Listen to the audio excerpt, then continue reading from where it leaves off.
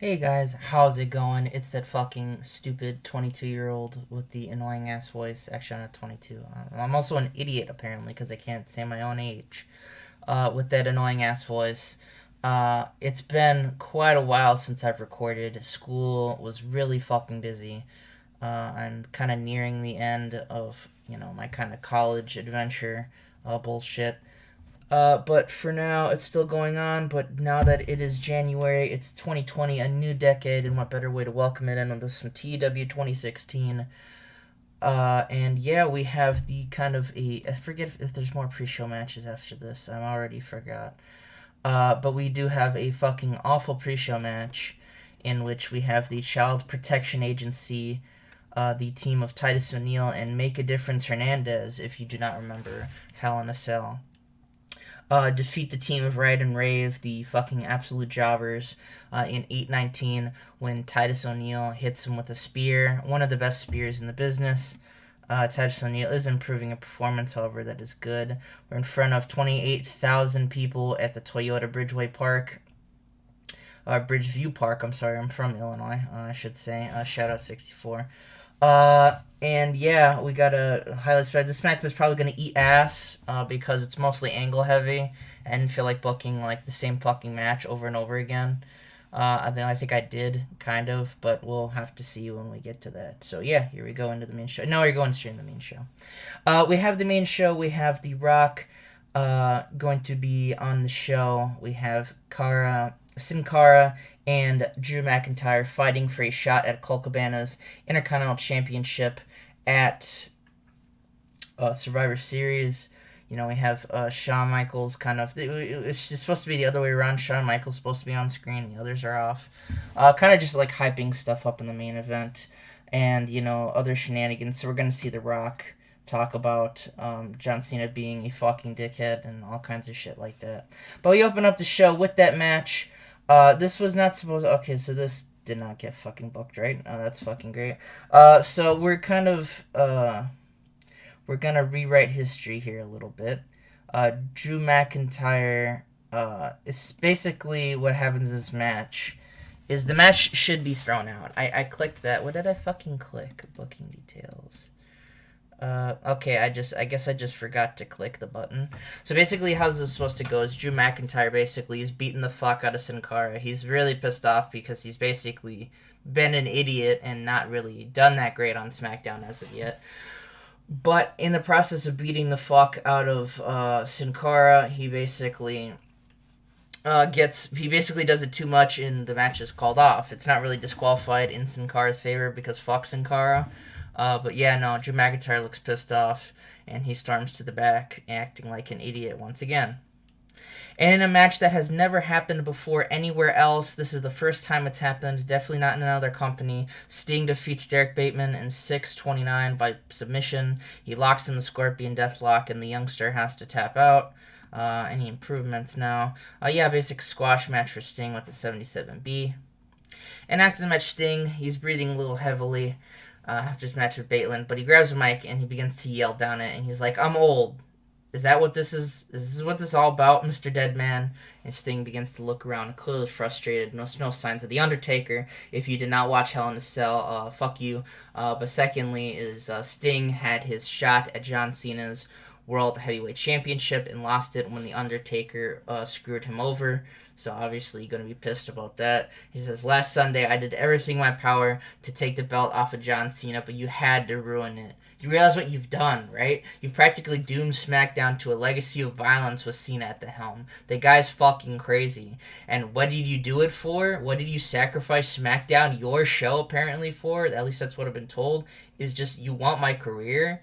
You want to finally have the dream match everyone's been waiting for? Well, fine, let's have the match. I was going to go for it eventually, but hell, you want to be an asshole about it? Let's have it." And Sting looks around, and there's still no Undertaker. And Sting kind of laughs, which unsettles Michael Cole, who pisses himself. And he says, "Fine, you want it for my career? You got it. We'll do it for my career. But I want your career on the one as well. You ain't looking too young there either, dead man. So I want to go out as the last of our kind. Either I'm going down or you're going down. One way or another, you're seeing the last of us." And before Sting can continue on, I wrote except because I'm an idiot. The lights go out, and you see spooky shit on the Titantron. Like the whoa, whoa, whoa, whoa, whoa, shit like that. Graves and children and smoke. And then there's a simple phrase written on just plain black text. Your plain black background, white text just says yes. So it's official. Survivor Series from the debuting home of The Undertaker. WrestleMania is definitely Undertaker's yard, but you can't give Survivor Series the credit. That's where he's debuted. You're going to see the match everyone's been waiting for. Sting versus The Undertaker. One of them's going to retire. And we have a kind of segment here in which we see Sheamus, who has lost his world heavyweight championship shot that's included with him in Money in the Bank to Oz. He is currently crying like a little bitch baby.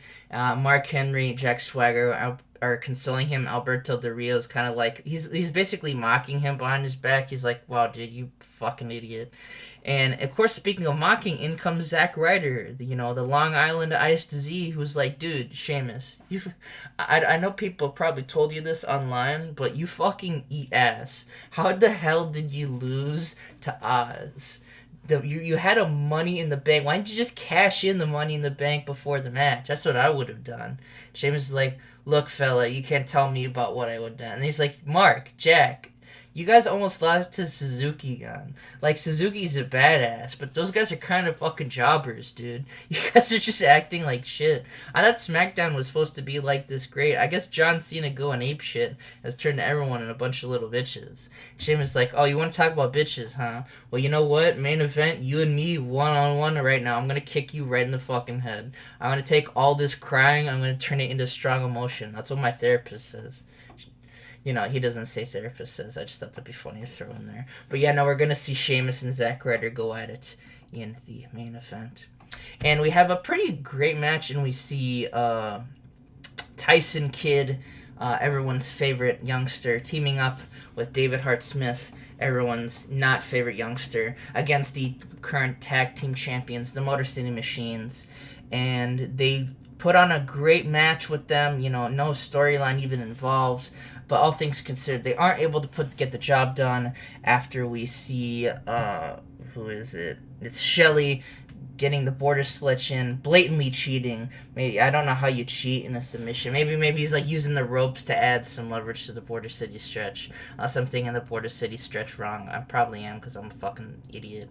But yeah, no, the Hart Dynasty cheated out of a win, and Motor City Machines obviously left to cheat, but that doesn't really work too hard as we see Dolph Ziggler and Ted DiBiase Jr. Perfect Fortunes run down, and they start beating the fuck out of the Motor City Machines. And, it's a basic brawl segment, After, they have kind of, Motor City Machines have been poking the fire. It looks like Perfect Fortunes looking to stake a claim to the tag teams titles, and by beating the crap out of the current champions, which is, a fairly obviously recurring thing in wrestling, but you gotta admit it works. And we have a three-way women's tag team match. Eliminations, apparently. I hate that this mod has that, but whatever. And we see the Coven of Astridula and Melissa taking on the Bella Twins and Madison Eagles and Sarah Del Rey. And we see the Astrid and Melissa obviously beat both of the teams. Madison Eagles, Sarah Del Rey first, putting up a good effort, but it wasn't enough. And then eventually the Bella Twins. The Bella Twins had that kind of rivalry that they had, back in the day between the duo. If you remember that awful fucking booking decision I made, but it did kind of get Astrid a little bit more over. Seeing if there's any. Yeah, Astrid's improving. Bella, both Bellas are improving. One in Rumble, one performance, and Sarah Del Rey is improving. So I guess the match is alright. So then we see Shawn Michaels. Damn it, I forgot to take Sin Cara off screen. Damn it. So we see AJ Lee's watching this with Shawn Michaels, and AJ's like, look, Shawn, I don't know what Astrid's deal is. Like, if she's actually a spooky witch monster thing, like some Blair Witch bullshit. But are you really sure that we should be giving her this title shot with the others? And Shawn's like, AJ, look, you've had this title since WrestleMania, and you are a great wrestler. You remind me of myself, except if you had boobs. You really need to hold on to that title. You have to have the confidence yourself. I am sure you could beat Astrid. There's other women in this match too, remember. There are going to be. And you need to remember that, at Survivor Series, you need to be the one to do it. I completely believe in you. You're one of SmackDown's key stars, even though you're dual branded. I'm probably high right now. And he's just like, what'd you say? And Sean's like, no, nothing. So get out of my office. So he just like really freaked out and leaves. And Drew McIntyre's like, Shawn, I gotta talk to you. And Sean's like, you're an idiot. And Drew's like, what the fuck did you just call me? He's like, yeah, you're an idiot. It's like, you literally had to just beat Cara to get an IC title shot. Just one-on-one with Colt Cabana. You probably, Colt Cabana has really improved. He beat that piece of shit Ryback who asked for his release and can go fuck himself. Yeah, you really need to stop doing this shit, Drew. Like we got anger management problems. It's wrestling. Just wrestle the match. So you know what I'm gonna do? I'm gonna give you this shot. I'm gonna give you this IC shot. But, and this is a big but, Sin Cara's also gonna be in it since you did the match. And Drew's obviously pissed off. He does the hands in the air thing. It's like, what do you want me to do? Technically, Sin Cara won in that match, even though the game says he didn't. That's a fucking lie. But it's what you get, Drew. So I think you really need to think about, this kind of attitude you're taking in wrestling. If you really want to be the next top guy, you gotta kind of lay low, Drew. Drew goes, you know what, fine. That's okay. I understand it. And he walks off, and Sin Cara is there, and he's like, see. And Shawn like, but yeah, no, Ryback asked for his release. I'm not even fucking with you guys. He asked for his release, and I've never had that happen in game, and I've never clicked the button faster. Mainly because, and this is funny, so I know probably what you're all thinking if you watch the series for a long time, is that, it was because of the Colt Cabana thing. He made him job to Colt Cabana. No, Ryback he complained slightly about Colt Cabana, but I believe I had Keep Strong turned on, and then he didn't complain. So he was absolutely fine with that. And the first time he actually wrestled him where he lost the belt, he was completely fine with it. I think it might be because he didn't take the pin, and it was Tyler Breeze that took it. I can't remember. But he has been mad about losing to The Undertaker at WrestleMania, which happened literally in fucking March. He's still mad about that. It's fucking nuts. This guy is actually a mongoloid. So I completely released him. I said, fuck you, eat my ass. So there is no more Ryback. The curse is over. I don't have to book him. Have fun in TNA, little bitch boy. And we get our main event in. Holy shit, this is a really good main event considering who's in it. Ryback defeats Sheamus with the Zack attack because, we have Jack Swagger run in and try to beat up Zack Ryder. He does it. But during this match, we have Minoru Suzuki Gun kind of having a kind of thing with Sheamus's cronies a bit, having problems with them, comes in, distracts Sheamus, evening the odds, and in an even fight, Zack Ryder manages to pick up the win with the Zack attack in a 95 A-star match. I'm actually genuinely surprised. Mainly, I love me some Zack, so I booked Zack great, but Sheamus also pretty good too. And Sheamus was off his game tonight. Does it say why he was off his game, or he's just holding back? Yeah, they're both holding back. And we get chaos angle, where everyone's basically running out. Sheamus immediately goes to beat the fuck out of Zack Ryder. Minoru Suzuki's basically just beating the shit out of Jack Swagger. I'll show you MMA, you little bastard. Oz comes down, probably do some fucking, magic tricks and shit with his Money in the Bank briefcase. Mark Henry's beating the shit out of Justin Gabriel. It's chaos, and when we go to commercial, everything has been set back up. And we end the show.